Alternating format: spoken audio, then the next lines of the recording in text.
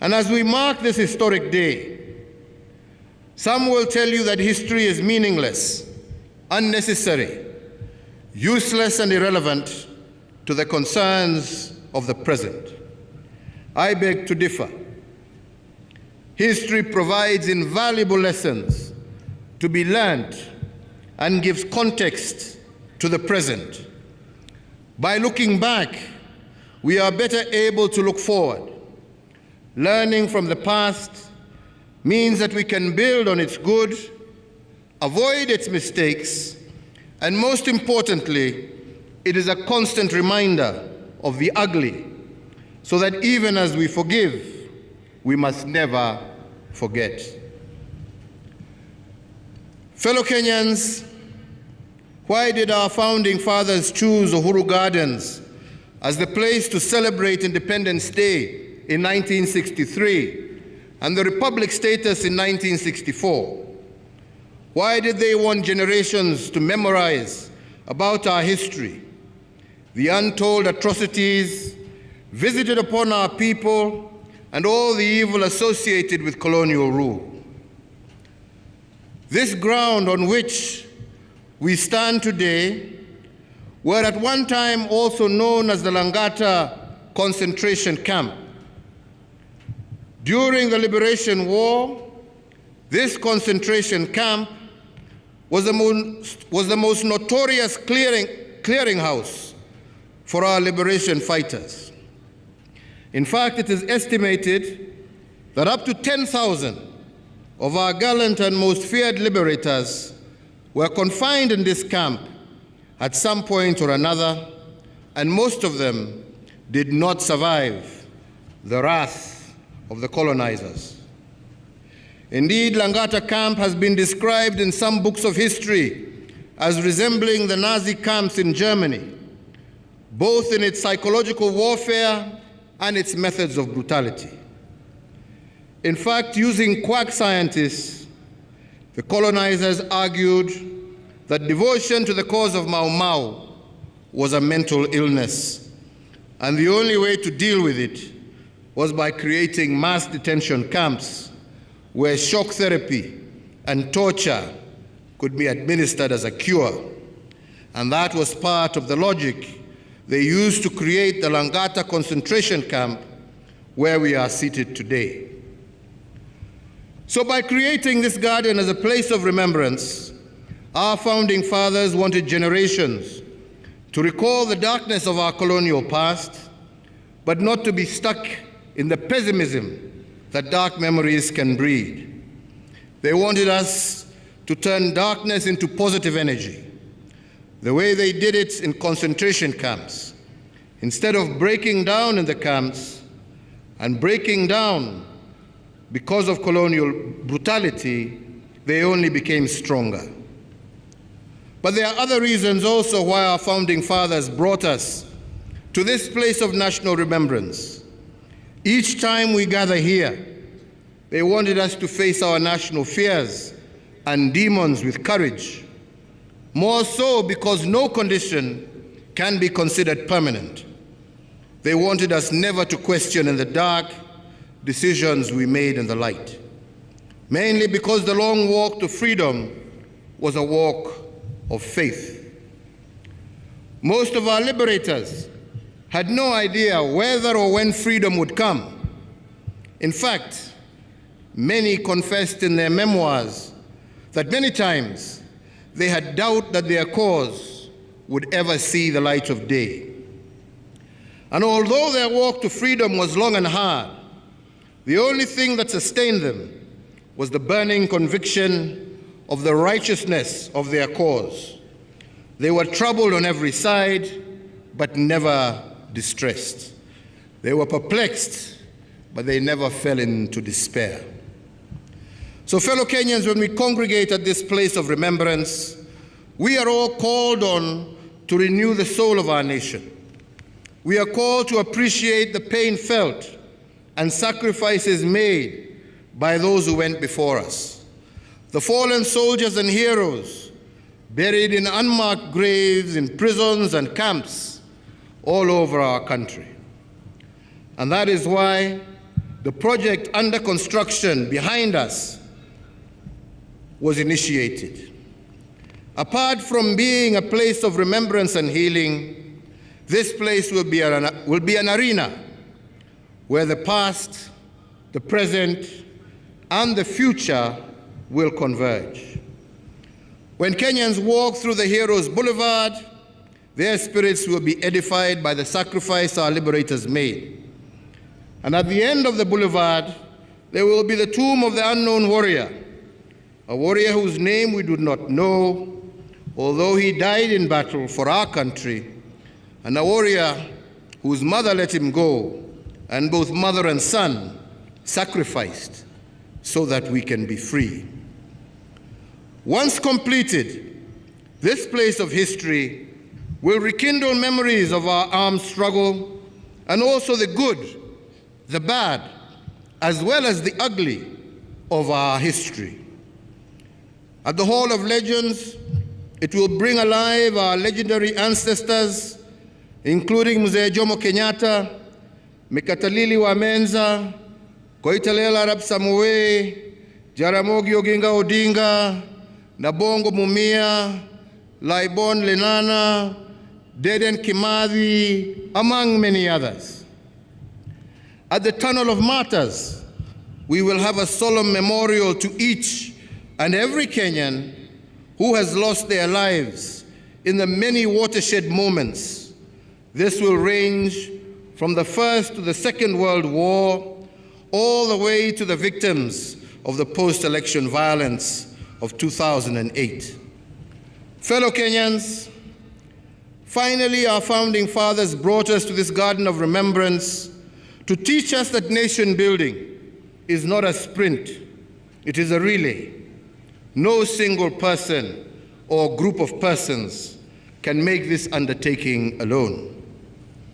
Liberation was achieved because it was a product of teamwork, and it must be recorded that the founding fathers were not a team because they worked together.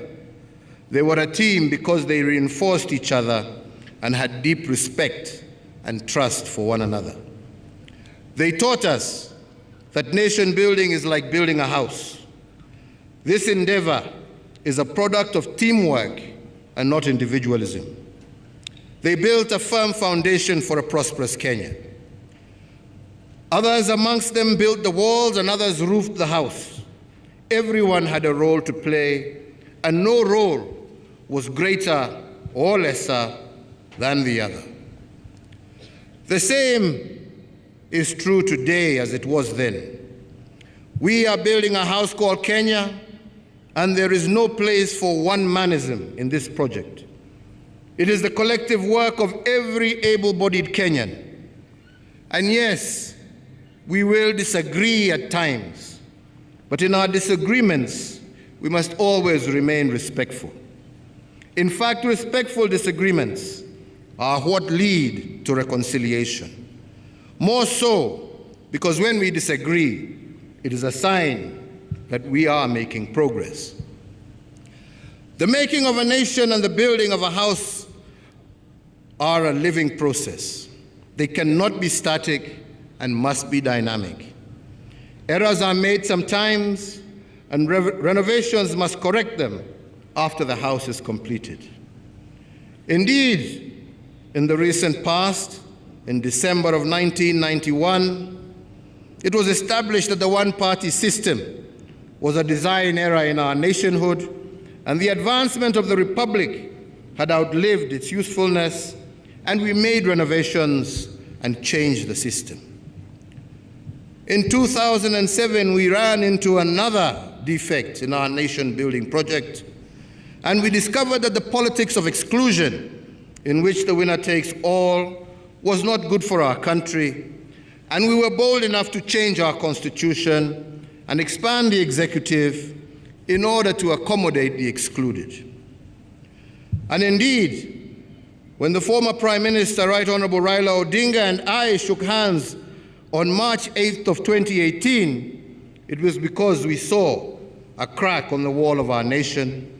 We had run 2 elections that costed the country in excess of 1 trillion shillings These losses made us see that we were staring at a nation divided right in the middle. But because we had disagreed respectfully, we knew that this was a mark of progress, and though it was difficult, the necessity, the reason, and recognition that we as Kenyans need each other, nation before self, as our forefathers had taught us, to come together reinforced our resolve. Therefore, again, I will continue to say that we need to come together and mend the crack on the wall of our nation, and this, I believe, is what necessitated the First Amendment to our Constitution. And although it encountered some legal obstacles, I say again today that BBI is just a dream deferred. One day, someday, it will happen. Because just as the country cannot survive ethnic majoritarianism and exclusion, just in the same breath, it cannot survive unfair and skewed representation. This is a design defect, and we must fix it. Fellow Kenyans, the Garden of the People, therefore, is not just a place of remembrance. It was gifted to us as a place where generations shall tell stories of where we have come from, where we are, and indeed where we are going. It is an arena of truth, narrated before God, verified by history, and reinforced by the acts of our founding fathers and each and every one of us as we move through life. And it is a convergence point between our past, our present. It must also, therefore, be our guide for the future. Allow me, as I conclude, to give a thought towards that future. If the Asian tigers were at the same level of development as Kenya in 1963, and I remind Kenyans that our country, our nation, actually lent South Korea money to implement its development plan in 1963. The question we therefore must ask ourselves is what happened? Why were we unable to develop as fast as those did? This future did not happen because we failed to plan for it. The future evaded us because we failed to imagine it. And I say so because imagination is more powerful than knowledge. For the past to have an impact on our future, we must constantly imagine and reimagine it. Indeed, as we envision the future, we are also reminded that in 8 years' time, our economic blueprint, that is the Kenya Vision 2030, will have run its course. By then, Kenya will be home to a projected 63 million citizens. And as Kenya turns 100 in the year 2063, we will be home to 100 million citizens. For us to secure the elusive shared prosperity and intergenerational equity, we must be bold in our imagination of Kenya at 100. But our imagination cannot follow the popular path. It must follow the bold path. And indeed, Vision 2063 must be a bold imagination of what Kenya will be at 100 years. The solemn duty of framing how this vision looks is the task of our generation. Indeed, as our children will walk through the Boulevard of Heroes in this park and play in the Pavilion of Reflection, what account of ourselves will we have left in this unedited place of history? It must be written in this unedited book of history that we chose the bold path over the popular path. Indeed, as it is said, the lion is not the strongest animal in the savannah, neither is it the biggest, neither is it the shrewdest, but it is the boldest, and that is why it is the king. Indeed, it is for this very same reason that it is said that an army of sheep led by a lion can defeat an army of lions led by a sheep. The future of Kenya, inspired by the past and present, must be about a brave imagination. That is why today I congratulate the young men and women of the 19th Battalion of the Kenya Rifles, to whom I have presented the presidential and regimental colors today.